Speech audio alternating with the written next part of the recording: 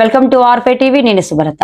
జంగారెడ్డిగూడెం పట్టణంలో జంగారెడ్డిగూడెం డివిజన్ మాజీ సైనికుల సంక్షేమ సంఘం ఆధ్వర్యంలో పహల్గామ్ లో ఉగ్రవాదిని ఖండిస్తూ క్రొవ్వొత్తుల ర్యాలీ నిర్వహించడం జరిగింది.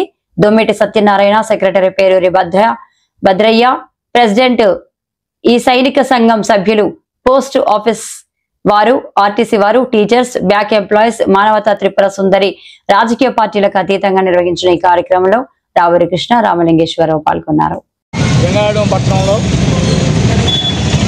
మా మాజీ సైనికులు రాష్ట్ర వ్యాప్తంగా పిలుపునిచ్చిన మేరకు, అలానే మన పార్టీలు అతీతంగా మన పార్టీలన్నీ కూడా ఈరోజు పహల్గామ్ దాడికి నిరసనగా ర్యాలీ నిర్వహించడం జరిగింది.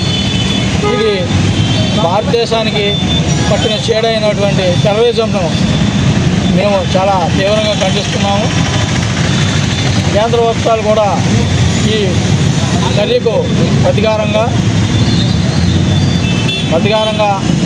నెలకొల్పే చర్యకు మా మాజీ సైనికులు ఎప్పుడూ కేంద్ర ప్రభుత్వానికి అండదండలు అందిస్తామని ఈ సందర్భంగా తెలియజేస్తూ భారత్ మాతాకి